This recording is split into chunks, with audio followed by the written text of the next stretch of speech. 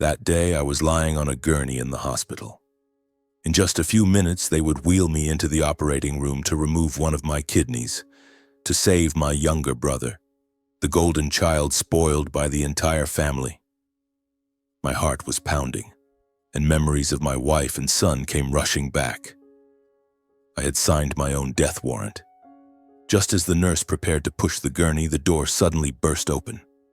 My 9-year-old son rushed in, clutching a stack of papers. His voice trembled but echoed through the room. "My dad won't donate his kidney. I have the truth that this family has been hiding for too long." Hello, my name is Sawyer Reynolds. I'm 36 years old, living in New Orleans, Louisiana, where the scent of old alleyways blends with the faint sound of saxophones drifting from the bars on Bourbon Street. I'm a chef, working at a small but cozy restaurant in the French Quarter, where diners come not just to eat, but to soak in the soul of this city. My life, how should I put it, is simple but far from easy. I'm a single father, raising my 9-year-old son, Liam, ever since my wife, Rachel, passed away in an accident 6 years ago. Every day I try to keep our lives running smoothly, though sometimes it feels like walking on a tightrope, where a strong gust could send us tumbling. Our little house sits in a quiet neighborhood far from the hustle and bustle of the city center. It's where Liam and I have built our own little world. Every morning I wake up early, brew coffee, and make breakfast for Liam, usually peanut butter toast, his absolute favorite. I drop him off at school, watching him race through the gate with his oversized backpack, a bright smile on his face. Liam is my light, the reason I get up every day, even when I'm exhausted. He's smart, hardworking, and has a heart bigger than his small frame. I often wonder if I'm good enough to be the father of such an incredible kid. But life isn't just about me and Liam. My extended family, whom I love but who also give me headaches, is an inseparable part of it. My father, Vernon, and my mother, Loretta, live not far from us. They're the kind of people you want to be close to but also keep at a distance. And then there's Mason, my younger brother, 2 years my junior, the family's prized jewel. Mason is a DJ working in nightclubs. He lives a life I can only describe in 2 words: reckless abandon. Since childhood, Mason has been pampered by our parents, always the center of attention. While I quietly fulfilled my duties as the older brother, Mason grew up with parties, alcohol, and worse things I don't even want to think about. I don't blame Mason for how he lives. Everyone has their own path, but what breaks my heart is our parents' favoritism. From a young age, I was used to being overshadowed by Mason's spotlight. I excelled in school, but my parents only praised Mason when he brought home average grades. My birthdays were celebrated with a small cake from the nearby bakery, while Mason got new bikes, basketballs, or whatever he wanted. I'm not jealous, honestly, but those small wounds over time have piled up into a mountain in my heart. 6 years ago, when Rachel passed away, my world collapsed. She was a strong woman who always knew how to pull me out of dark days. The accident happened on a rainy afternoon while she was on her way to pick Liam up from kindergarten. A truck lost control, and in an instant, I lost my life partner. Since then, I've learned to live for Liam. I work hard, saving every penny to ensure he has a stable life. The restaurant where I work isn't fancy, but it's enough to provide for Liam and keep a roof over our heads. I love my job, standing in the kitchen, chopping onions, sautéing shrimp with garlic, and hearing the laughter of diners through the wall. It's where I find a fleeting sense of peace. But then one day, everything changed. It was a Saturday afternoon, and I was preparing my signature gumbo for the restaurant's guests. My phone rang, and my mother, Loretta's voice came through, trembling but forceful. "Sawyer, you need to come home now. It's about Mason." I frowned, a sinking feeling in my stomach. What trouble had Mason gotten into this time? The last time, he got drunk and crashed his car into a pole, leaving my parents scrambling to pay off his debts.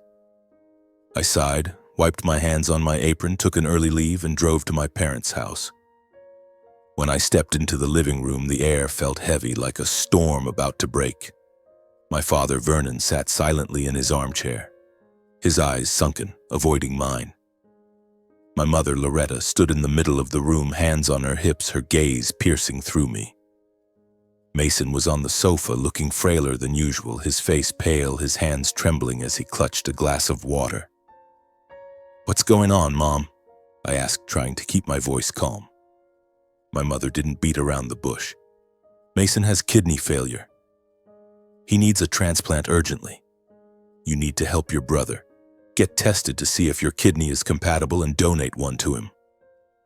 I froze, as if someone had punched me in the chest. My brother had kidney failure, and I was supposed to give him one of my kidneys? My parents didn't give me time to process. The next day, we were at the hospital for tests. That afternoon, the doctor delivered the results. My kidney was a perfect match. My mother turned to me, her voice resolute, as if issuing a command. "There's no other option. You have to donate your kidney to Mason. If you don't, your brother will die." I stood there, stunned and choking, feeling like the weight of the world was on my shoulders. The floor beneath me felt like it was crumbling. I'm not a selfish person, but my mother's words cut like a sharp blade. I thought of Liam, my 9-year-old son, waiting for me at home, with his dreams, his smiles, and his fears of losing his father. If I donated my kidney, my health would decline. I'd read somewhere that kidney donors can live normally, but not always. There are risks, days of fatigue, and the possibility I wouldn't be able to work as hard as before. Who would take care of Liam if I wasn't strong enough? Who would drive him to school or tell him bedtime stories? But then I looked at Mason, my brother, who, despite his many mistakes, was still my flesh and blood. He sat there, looking small and weak, no longer the arrogant DJ of late-night parties. How could I refuse when my mother looked at me with pleading eyes, as if Mason's life depended entirely on me? "I need time to think," I said, my voice barely above a whisper. My mother frowned, her tone icy. "Time? Sawyer, don't you understand? We don't have time for you to think. Your brother is dying. If you don't help, we'll never forgive you." Her words were like a death sentence hanging over my head, suffocating me. My father, Vernon, just looked at me with sad eyes but said nothing. His silence was more terrifying than my mother's demands. I left the hospital and drove home in a daze. That night I sat in the living room staring at a photo of my little family with Rachel on the wall. She smiled, her eyes bright as if telling me everything would be okay. But this time I wasn't sure. I thought of Liam, the years he needed me most. I thought of Mason, his reckless life, and all the times I'd cleaned up his messes. I thought of my parents, how they always put Mason above me as if I existed only to serve my brother. I stood up, opened Liam's bedroom door, and watched him sleep peacefully. He was curled up in his blanket, his face serene like an angel. I sat by his bed, gently stroking his hair. "What should I do, son?" I whispered, knowing he couldn't hear me. My heart felt torn in two, one side bound by duty to my family, my brother, and my mother's words about blood ties, the other side filled with love for Liam and our future together. I didn't want to be selfish, but I also didn't want to risk my health, leaving Liam with a father who was constantly weak. In the days that followed, the pressure from my family grew heavier. My mother called constantly, her voice alternating between pleading and threatening. "Sawyer, you're the older brother. You have to save him. It's your duty," she said, her voice trembling but forceful. My father, as usual, said little, but each time we met, his eyes seemed to say I had no other choice. Mason texted me, short but emotional messages. "Bro, I know I'm not perfect, but I don't want to die. Please." The pressure from my parents and the pleading words from my brother brought back memories of the summer when I was 17. Back then, I worked part-time at a sandwich shop near our house, washing dishes for hours under the sweltering heat of New Orleans. I saved every penny, dreaming of buying a computer for college, chasing my ambition to become an architect. I had planned meticulously, even jotting down every expense in a small notebook. But one day, my father called me into the room, his voice stern. "Son, Mason needs money to start a small business project. Give him the money you've saved." I was stunned, feeling as if the blood in my veins had stopped flowing. "But that's the money I saved for college," I stammered. My mother cut in, her voice cold. "You're the older brother, Sawyer. An older brother is born to help his younger sibling. That's your duty." And so I handed over the money to Mason, though it felt like my heart was being crushed. He took it with a wide grin, promising to pay me back when he made it big. But I knew, and my parents knew too, that Mason would never repay me. The money disappeared into parties, expensive clothes, and things I didn't even want to think about. I went back to work, but this time I no longer dreamed of a computer or college. I worked just to get through the days, to forget the feeling that a part of my future had been taken from me. Throughout my childhood, I learned to live with the role of the brother who must sacrifice. I didn't protest or argue, though each time I gave in, I felt like I was losing a piece of myself.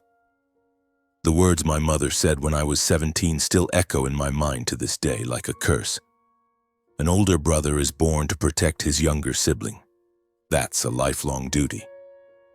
Now, sitting in a dimly lit room with the weight of donating a kidney to Mason pressing down on me, I felt trapped in a whirlwind with no way out.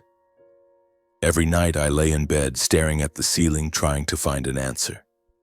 But the answer never came. There were only questions, fears, and a growing sense of helplessness swelling in my heart. I knew that sooner or later I would have to make a decision. And that decision, whatever it was, would change my life forever. One morning, my mother called, her voice no longer pleading but almost commanding. "Sawyer, you need to be at the house this afternoon. The whole family is meeting. You're not allowed to be absent." I sighed, feeling like I was being dragged into a battle without any weapons. I dropped Liam off at school, watching him wave through the car window, his innocent smile like morning sunlight. Then I returned to the restaurant, trying to work as usual, but my mind was in turmoil. The sound of chopping knives and the familiar aroma of spices couldn't mask the heaviness in my heart. As the afternoon approached, I had no choice but to leave the kitchen and drive to my parents' house. My heart weighed down as if carrying an entire mountain. My parents' house sat at the end of a quiet street, an old wooden home with faded floral curtains. When I pushed the door open, the air in the living room was thick, like a storm cloud ready to burst. It wasn't just my parents there. The entire extended family was present. Aunts, uncles, cousins, even people I rarely saw. They filled the room, sitting on the sofa, dining chairs, and even makeshift plastic ones. Mason sat in a corner, looking frailer than before, his eyes shadowed with dark circles, his trembling hands clutching a glass of water. My father, Vernon, sat silently in his usual armchair, his gaze distant as if avoiding mine. My mother, Loretta, stood in the center of the room, her posture like a general preparing for battle. I felt like a defendant walking into a courtroom with every pair of eyes fixed on me, expectant, judgmental. "Sawyer, sit down," my mother said, her voice firm but trying to maintain a semblance of calm. I pulled up a chair and sat, feeling as if the room were shrinking, pressing against my chest. "We're here today because of Mason," she began, her voice clear and sharp. "My youngest son is fighting for his life. And Sawyer, you're the only one who can save him." She looked straight at me, her eyes boring into my soul. "Have you made up your mind? Are you going to let your brother die?" I opened my mouth to respond, but my throat felt constricted. I glanced around, seeing the eyes of my relatives, Aunt Marie, who always defended Mason, Uncle John, who rarely spoke but now nodded in agreement with my mother, and my cousins, their gazes a mix of curiosity and pressure. I felt like I was on trial, as if my hesitation made me a traitor. "Mom, I need more time," I said, my voice hoarse, almost pleading. "Time?" my mother nearly shouted, her voice breaking with anger and pain. "Mason doesn't have time. Don't you see him wasting away every day? You're his brother, the only compatible donor. If you refuse, you're no longer my son." I looked to my father, hoping he'd say something, anything, to ease the suffocating tension. But he just bowed his head, his hands clasped tightly, silent as a statue. Aunt Marie spoke up, her voice gentle but heavy with weight. "Sawyer, your brother has his whole life ahead of him. He's young, with so many dreams. You're the older brother. You have to protect him. That's what families do." Her words, though soft, poured fuel on the fire burning inside me. Mason, whom I barely recognized with his pale face and sunken eyes, suddenly stood up. He walked toward me, his trembling hands touching my shoulder.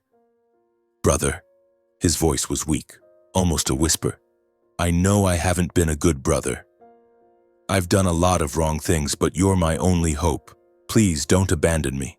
His eyes glistened on the verge of tears, and in that moment I saw the little Mason from years ago. The boy who used to run after me in the yard, laughing gleefully as I pushed him on the swing. But then, I also remembered the times he was drunk, the times he squandered the family's money on meaningless things, the times he left me to clean up his messes alone.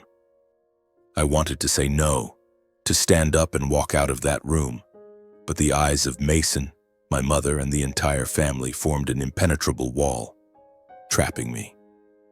I thought of Liam, his smile when I picked him up from school, the way he hugged me tightly every night before bed.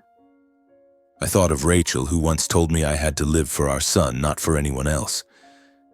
But in front of me, the family was watching, waiting, as if I held the key to saving them all.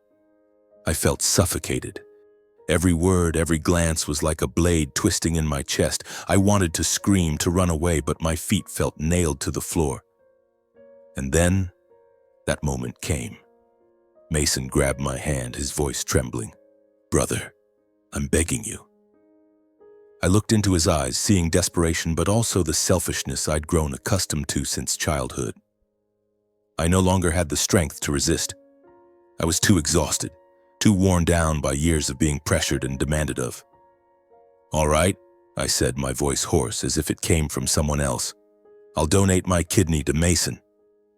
The room erupted. My mother burst into tears, rushing to hug me, whispering, "Thank you, Sawyer. You're the family's hero." Aunt Marie patted my shoulder, Uncle John nodded in approval, and others began clapping as if I'd just accomplished a great feat. Mason bowed his head, muttering thanks, but something in his eyes still unsettled me. My father, Vernon, finally looked up, but his gaze wasn't one of joy. It was a deep sadness, as if he knew what I had just sacrificed. But in my heart, there was no joy, no relief, only a vast emptiness, as if I'd just given up a piece of my soul. I thought of Liam, of the days I might not have the strength to take him to school or play ball with him. I thought of the years I'd sacrificed, from the bike I never got to the buried dream of becoming an architect, and now, my own health. I knew this decision wasn't about family loyalty, but because I'd been backed into a corner with no way out. As I left my parents' house, I drove in silence, the radio off, with only the sound of the wind rushing through the window. I stopped in front of Liam's school, watching him run out, his backpack bouncing on his shoulders.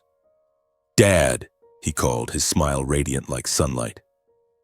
I smiled back, but it was a heavy smile carrying a lifetime of sacrifices. I hugged Liam tightly, feeling his warmth, and in that moment I knew I had made a decision that might come at a steep cost for both of us. In the days that followed, I began preparing for the surgery. The doctor required me to undergo a series of tests, from blood work to CT scans, to ensure I was healthy enough to donate a kidney.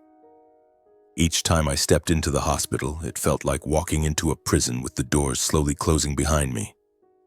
I tried to stay calm in front of Liam, not wanting to worry him. Due to my busy schedule, I had no choice but to send Liam to stay with my parents for a few days. I didn't want to, honestly, but I had no other option. Every time I dropped him off there, it felt like I was entrusting a piece of my heart to someone else. My parents' house was the same as always, with the smell of stale coffee and the constant drone of the TV news. But this time, something felt off. A subtle unease creeping into my heart, though I couldn't pinpoint what it was. The first sign that something was wrong came when I went to pick up Liam one late afternoon. I walked into the living room and saw my father, Vernon, sitting in his armchair, holding a coffee mug but avoiding my gaze. Normally, he'd ask about my work or Liam, even if just for small talk. But this time, he only nodded and turned away as if hiding something. My mother, Loretta, on the other hand, was more irritable than usual. When I asked if Mason was following the doctor's dietary restrictions, she glared at me.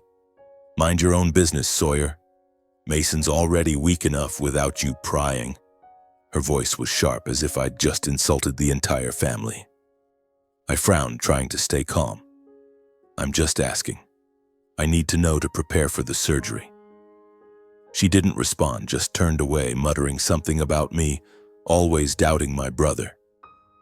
I didn't want to argue or make things worse, so I stayed silent, took Liam's hand, and left. But as I stepped outside, I caught a strange smell, a faint mix of cigarette smoke and alcohol. I paused, looking around. Mason was on dialysis. How could he be smoking or drinking? The doctor had been clear that he needed to keep his body clean for the transplant.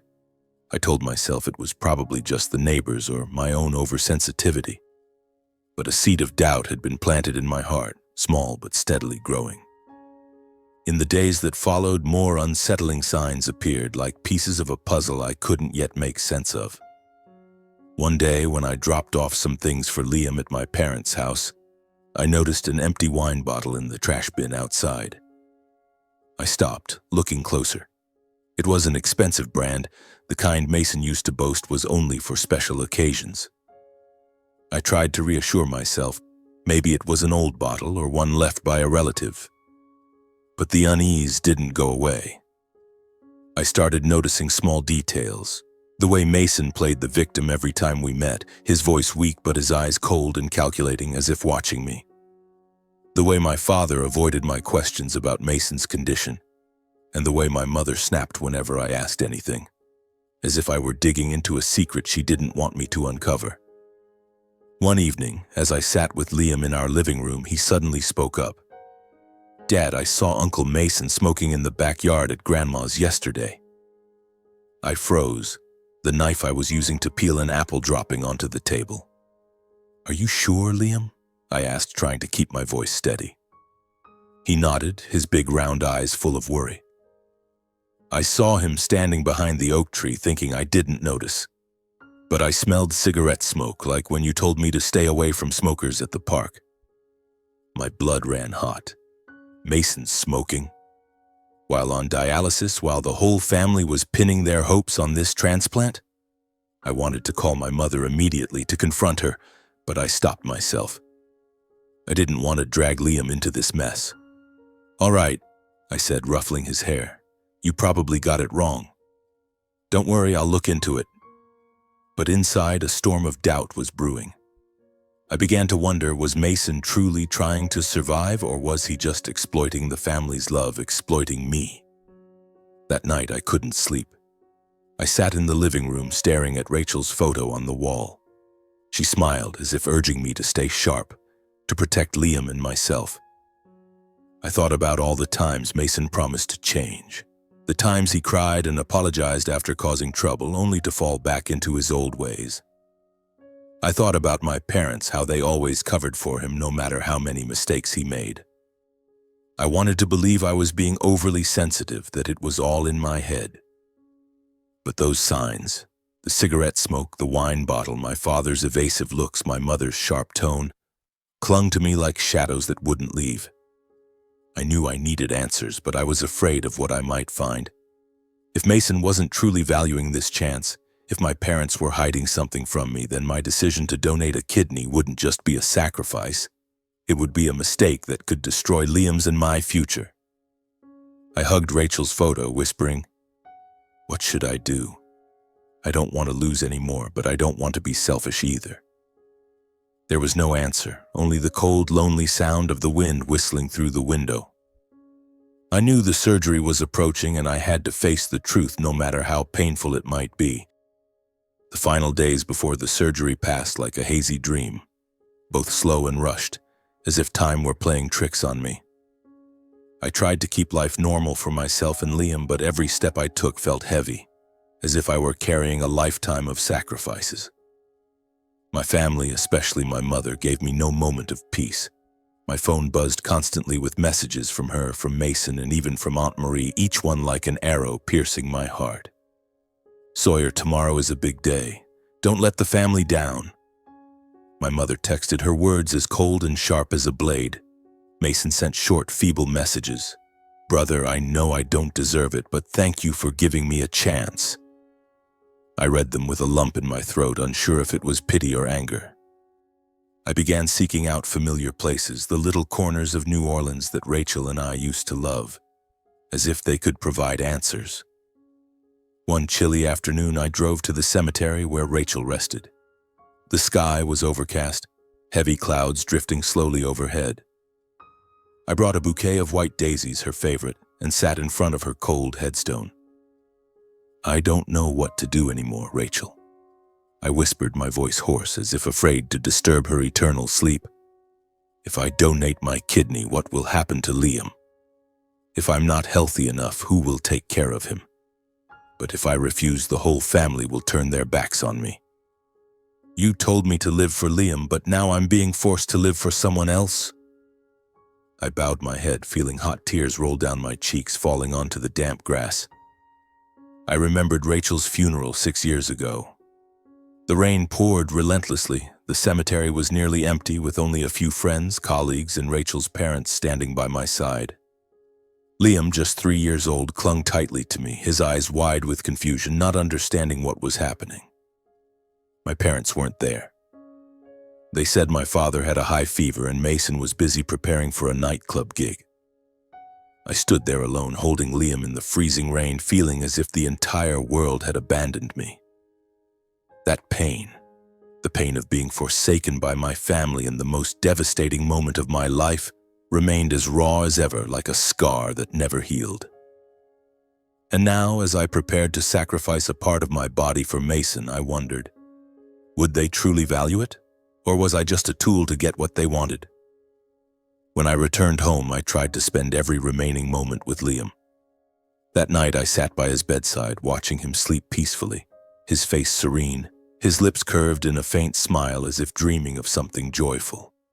I gently stroked his hair, feeling the warmth of his small body. "If I'm not strong enough anymore," I whispered, "who will take you to school? Who will tell you bedtime stories? You've already lost your mom. Will you now lose a healthy father too?" Questions I knew had no answers. I just sat there looking at my son, overwhelmed by a deep fear that I was trading his future for a duty I wasn't sure was right. I tried talking to my mother one last time, hoping she'd understand. I called her, my voice trembling. "Mom, I just want to be sure Mason will value this chance.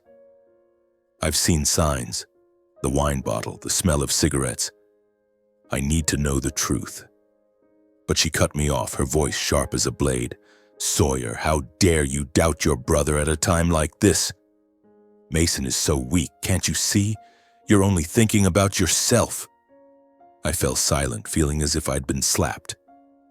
I wanted to say something, but in the end, I quietly hung up, sank into a chair, and let the wave of helplessness engulf me. The day of the surgery drew near, with only a few hours left before I would lie on the operating table. I went through the motions like a machine, signing papers, meeting with the doctor, answering questions about my health. But inside, I stood on the edge of a cliff, one step away from falling. On one side was the pressure from my family, my mother's words about blood ties, Mason's weak gaze, my father's terrifying silence. On the other was Liam, my responsibility as a father, my promise to Rachel to always protect our son.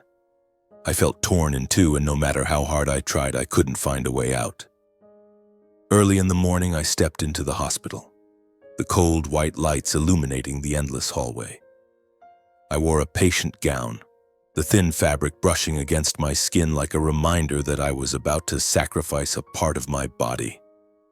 My heart pounded, not from fear of pain, but from the dread of losing myself, of losing my ability to be a father to Liam. My family was there in full force, my mother, Loretta, pacing back and forth, directing everyone like a director on a film set. My father, Vernon, sitting silently in a corner, hands clasped tightly, his gaze distant. Mason lying in a nearby bed playing the role of a frail patient, repeatedly grasping my hand and calling me big brother in a trembling voice. A few relatives were also present, their eyes fixed on me, both expectant and commanding. I tried to stay calm, but with every passing minute, the pressure weighed heavier on my shoulders.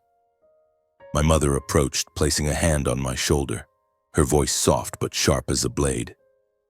"Sawyer, you're the hope of this entire family. Don't let me down."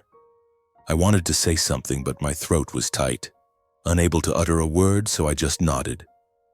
The night before, I had held Liam as he slept in our little house, feeling his warmth as a way to keep myself grounded before this fateful day. That morning, I had planned to bring Liam with me, but my mother called, her voice firm. "Sawyer, today is a big day. Drop Liam off at our house to be safe. You don't want him seeing you on the operating table, do you? Aunt Marie will watch him." I hesitated, not wanting to be apart from Liam, but my mother's pressure left me no room to argue. I took Liam to my parents' house before heading to the hospital, telling him to call me if anything happened. Liam looked at me, his big round eyes full of worry, whispering, "Dad, I want to stay with you." I ruffled his hair, promising I'd be back soon, but my heart was heavy as if carrying an entire mountain. I had no idea that my son would soon change everything. In the hospital waiting room, as the nurse brought me to sign the final paperwork, my hands trembled. The pen felt like it weighed 1,000 pounds, each stroke bringing me closer to the operating table. My mother stood beside me, her voice like a judgment. "Sign it, Sawyer. This is the right thing to do." My father looked at me, his eyes sad but silent. I held the pen ready to sign, but images of Liam flooded my mind. His smile, the way he ran into my arms after school, his laughter ringing out when we played ball in the backyard. I thought of Rachel, of the promise I'd made to her to always protect Liam. My hand shook, the pen hovering over the paper. "I need a minute," I said, my voice hoarse, almost pleading. My mother frowned, her tone sharp. "A minute? Sawyer, what are you hesitating for? Your brother is waiting." My father shifted as if about to say something, but then fell silent again, his eyes filled with regret, as if he were battling himself. I bowed my head, feeling as if the entire world was pressing me into a dark corner with no escape. And then, in that heavy silence, I signed. The pen scratched across the paper, sounding like my heart being torn apart. Immediately after, the nurse stepped in, collected the paperwork, and said gently, "Please follow me. We'll prepare to take you to the operating room." I stood, my legs heavy as lead, walking without feeling anything anymore. Then I returned to the preparation room, lying down on the gurney as the nurse instructed, letting them wheel me toward the operating room. At that moment, a small cry echoed from the end of the hallway. "Dad!" I jerked my head up, my heart pounding. There was Liam, my son, standing there, panting, his face flushed from running. In his hands was a stack of crumpled papers, clutched tightly as if he'd held them the entire way. The whole family froze. My mother glared, her voice icy. "What is that boy doing here? He's supposed to be at home with Marie." But Liam ignored her. He rushed forward, standing in front of my gurney, his eyes red but resolute, like a tiny warrior. "Dad, you can't donate your kidney. They've been hiding the truth from us for too long." I was stunned, unable to comprehend what was happening. "Liam, what are you talking about? Why are you here?" I asked, my voice trembling. He took a deep breath, as if summoning all his courage. "I snuck out of Grandma and Grandpa's house. I had to come here, but because I can't let you do this." I was overwhelmed with both pride and choking worry. Liam, only 9 years old, had made his way through the streets of New Orleans to the hospital just to protect me. "Liam, but what's going on? Why did you sneak out?" I asked, trying to keep my voice calm. He clutched the papers tightly, his voice shaky but clear. "This morning, when you dropped me off at Grandma and Grandpa's, I was bored because Aunt Marie was busy talking on the phone. I went to Grandpa's room looking for the old comic books he used to read to me. I accidentally knocked over a wooden box on the shelf. When I picked it up, I found these papers inside. I was curious, so I read them, and I saw that Grandpa donated a kidney to Uncle Mason 6 years ago on the same day Mom died. Liam's voice broke, filled with anger and pain. The day Mom died, you stood alone in the rain handling her funeral while Grandpa was in surgery saving Uncle Mason. They abandoned you, abandoned Mom and me to protect someone who never changes. The room was shaken. I felt the blood in my veins freeze, as if the entire world had collapsed beneath my feet.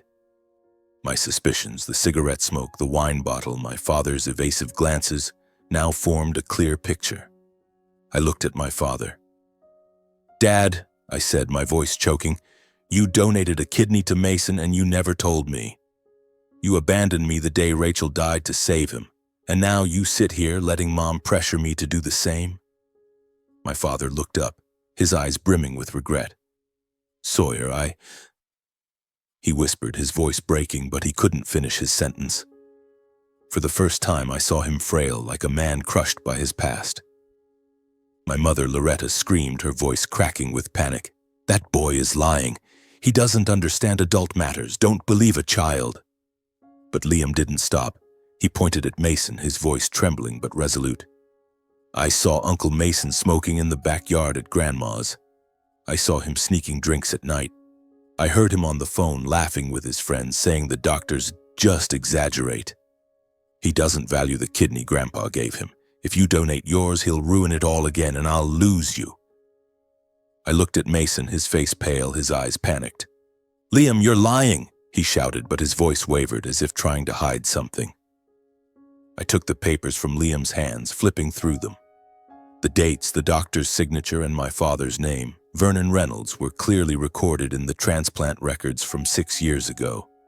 It all aligned with the day Rachel died, the day I stood alone in the cemetery holding Liam in the freezing rain. The truth was like a knife, cutting deep into my heart, shattering every shred of trust I'd tried to hold on to. "Is Liam right?" I asked, my voice hoarse, staring straight at my mother. She stepped back, her eyes wild, but she still tried to defend herself. "Sawyer, don't listen to that boy. He doesn't understand." But I wasn't listening anymore. I turned to my father, my voice trembling with anger and pain. "Dad, why didn't you tell me? You let me believe this was Mason's only chance when you'd already sacrificed. Why didn't you say anything?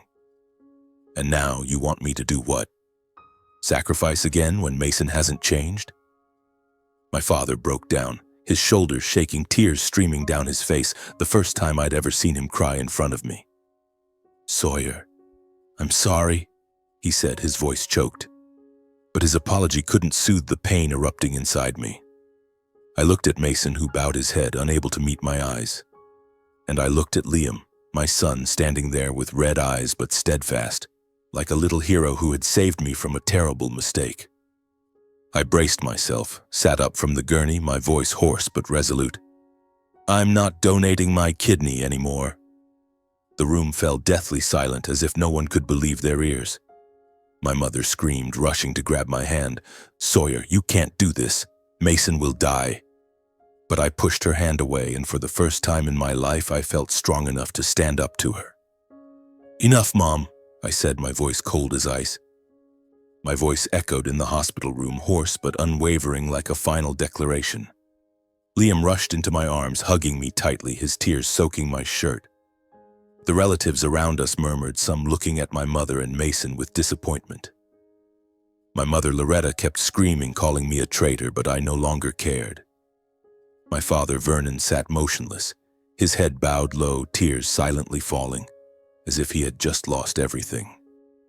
The atmosphere in the hospital room, after Liam exposed the truth, erupted like a storm. The initial whispers among the relatives quickly turned into harsh murmurs. "So that's how it is," Uncle John, the quietest in the family, muttered, his gaze shifting from my mother to Mason, filled with disappointment. "I can't believe you hid this for all these years." Aunt Amanda stood up abruptly, pointing at my mother, her voice as sharp as a blade. "Loretta, you pressured Sawyer to sacrifice when Mason had already been saved once? Do you even have any humanity left? Her words were like a punch, causing my mother to step back, her face pale, though she still tried to scream in defense. "How dare you say that?" my mother shouted, her voice breaking with panic. "I just want to save my son. That's a mother's love, don't you understand?" But the more she justified herself, the more she was seen as blind and selfish. Aunt Amanda shook her head, her voice cold. "Loretta, you don't love Mason. You're just trying to preserve this perfect image of him in your head, no matter the cost. You forced Sawyer to sacrifice his whole life, and now you want to take his very existence. You're the one tearing this family apart." Her words cut like a blade, leaving my mother frozen, her eyes wild with confusion. Mason, his face pale, tried to stand and protest. "You don't understand. I don't want to die," he said weakly, his voice laced with resentment. Then he turned to Liam, pointing and yelling, "You lying little brat, you're ruining my life." His aggressive outburst only deepened the family's contempt. Uncle John stepped forward, looking straight at Mason, his voice low but sharp as a knife. "You ruined the kidney your father gave you, and now you want to take one from your brother? You're a disgrace to this family." Mason shrank back, unable to respond, his eyes frantic as if he knew he'd lost the last of the family's support. My father, Vernon, remained seated, motionless like a shadow in the corner of the room. His gaze avoided everyone, his face etched with regret. My cousin Roy approached him, sighing. "Vernon, you've sacrificed your whole life for Mason, from your kidney to every time you covered for him. And what did you get? A son who destroys everything and another son you abandoned." His words were like a dagger, piercing my father's heart. He clutched his head, sobbing aloud. "I just wanted to keep this family together," he whispered, his voice broken. "But I was wrong. I was wrong to Sawyer." His regret, though belated, couldn't erase the wounds Liam and I had endured. Amid the chaos, I held Liam's hand tightly, taking one last look around the room. My mother was still screaming, trying to pull me back with threats. "Sawyer, you'll regret this. You can't abandon your brother." But I was done listening. Mason, his face twisted with anger, continued to curse at Liam, calling him a meddling little brat. The relatives, one by one, began turning their backs on my mother and Mason, their gazes no longer filled with expectation but with profound disappointment.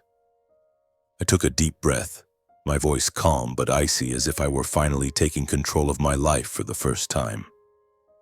"I've lost too much because of this family's favoritism and lies," I said, looking directly at my mother, at Mason, and at my father, who was still crying silently. "From now on, I won't let my son grow up in this toxic cycle anymore." I took Liam's hand and led him out of the room. My mother's screams, Mason's curses, and my father's regretful silence faded behind us. I didn't look back, not even once. We stepped out of the hospital doors, the morning sunlight streaming down, warm but unable to dispel the chill in my heart. I looked down at Liam, seeing courage and a maturity beyond his years shining in his eyes. He pursed his lips as if afraid I'd scold him for turning everything upside down. But I knelt down, hugged him tightly, and whispered, "Liam, you gave me a strength I've never had in my entire life. You didn't just save me from a mistake. You saved me from a lifetime of being forced." Liam squeezed my hand, a small smile breaking through, though his eyes were still red. "I just didn't want to lose you, Dad," he said, his voice trembling. I hugged him tightly, feeling his warmth, as if it were the only thing keeping me grounded. I knew that behind those hospital doors my family was crumbling in chaos. My mother, blinded by her obsession, would never admit her wrongs.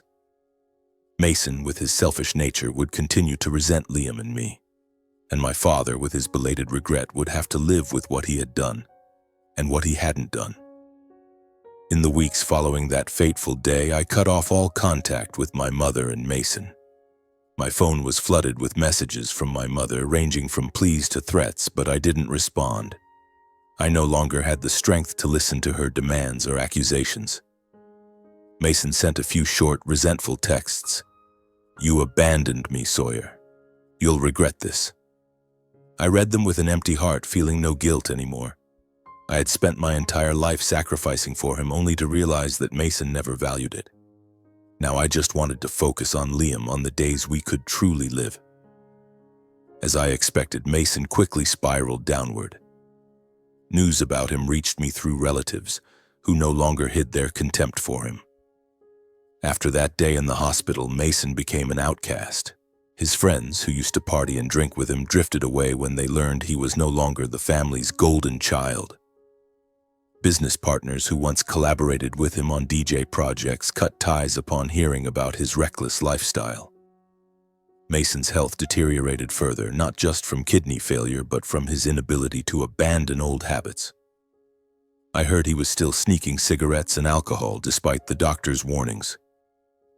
Once, Uncle John told me that Mason had been kicked out of a nightclub for causing a scene while drunk, and he was left sitting alone in a corner muttering complaints about Liam and me. He blames everyone but himself. Uncle John sighed. I just nodded, saying nothing. My mother, Loretta, didn't escape the consequences of her blindness either. Her reputation within the family and community crumbled like a sandcastle. Relatives who once feared her now turned their backs, openly calling her domineering and foolishly biased. Aunt Amanda, who had confronted her in the hospital, stopped visiting. Uncle John, who had once stayed silent, now openly told others that she had destroyed the family with her blind protection of Mason. My mother's longtime friends, who used to play cards or sip coffee with her, gradually distanced themselves. I heard she became an old, bitter woman, living in resentment, with only Mason clinging to her like a shadow. Yet even with Mason, she remained stubborn, convinced that I was the traitor who ruined her youngest son's life. I didn't try to explain or change her mind. I was exhausted from those endless battles. My father, Vernon, was the only one who tried to mend things. His regret after that day in the hospital seemed to have changed him. One evening, a few weeks after the incident, he appeared unexpectedly at my doorstep. I opened the door to see him standing there, his face aged, his eyes sunken as if carrying a lifetime of mistakes. "Sawyer," he said, his voice hoarse, "I know I don't deserve forgiveness. I gave a kidney to Mason, but what I lost even more was the bond between us. I don't want to keep making mistakes." I stood there, unsure how to respond. Liam, standing behind me, looked at his grandfather warily, but I saw in his eyes a glimmer of willingness to give him a chance. I invited my father inside, but the air between us remained heavy.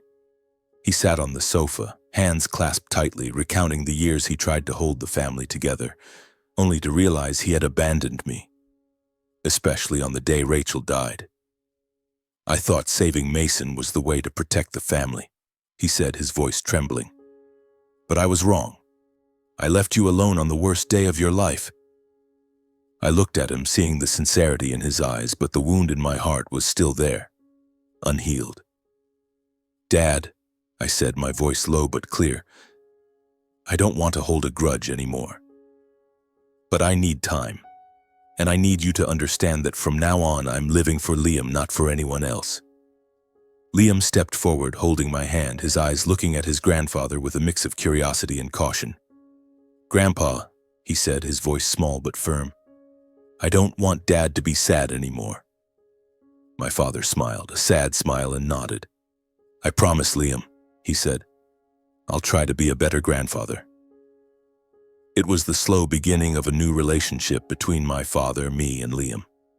It wasn't easy or perfect, but for the first time in years, I felt a spark of hope that maybe, just maybe, we could rediscover some semblance of family.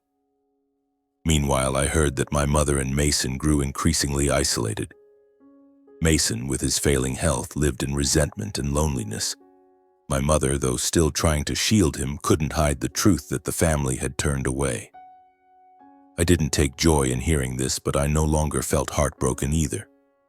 I had learned that family isn't a place where I'm forced to sacrifice endlessly.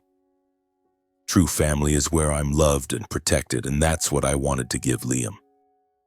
That realization led me to make a monumental decision: to sell our little house in New Orleans, a place filled with both joy and sorrow, and move with Liam to a quiet small town, far from the noisy streets and my mother's relentless berating calls. The new town with its tree-lined roads and simple wooden houses felt like a breath of fresh air for both of us. No more demanding glares, no more coercive words. For the first time in my life, I felt unshackled, free to live for myself and my son. Our life in the new town wasn't lavish, but it was fulfilling.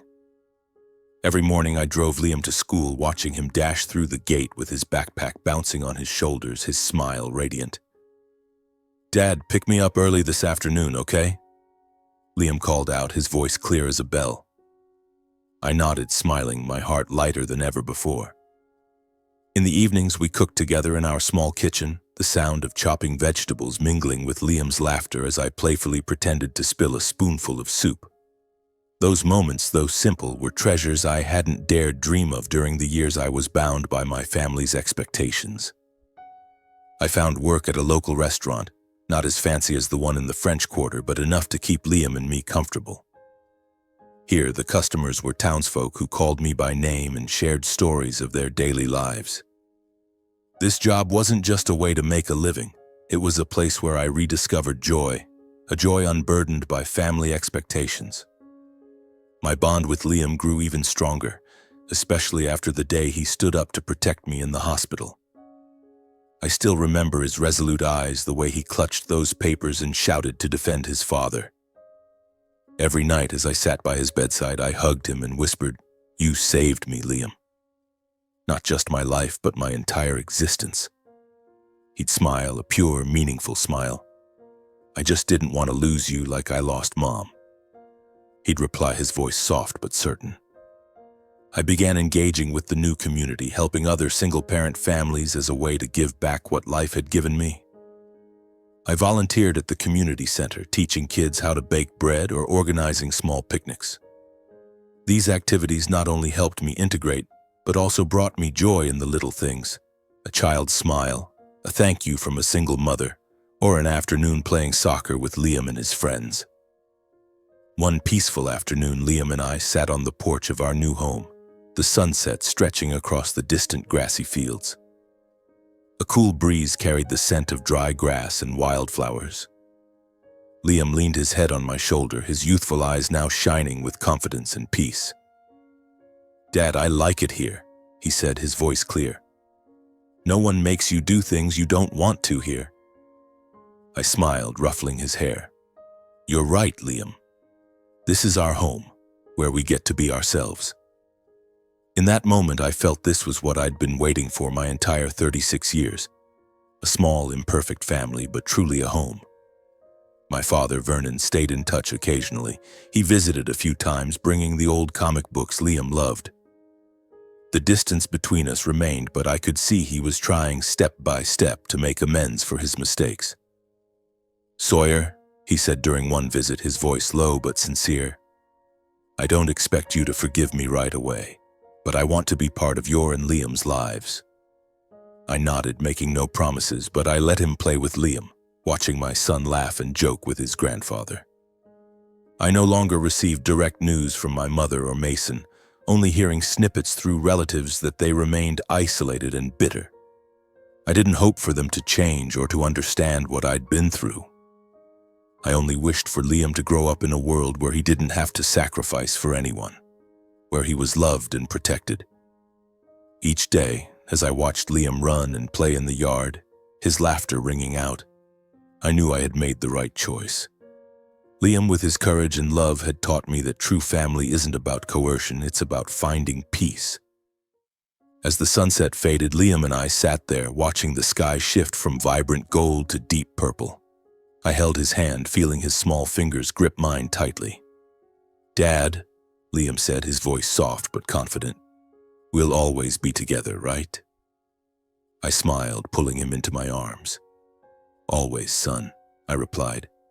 And in that moment, I knew that no matter how painful the past had been, Liam and I had found a new future. A future where family meant love, protection, and the freedom to live true to ourselves.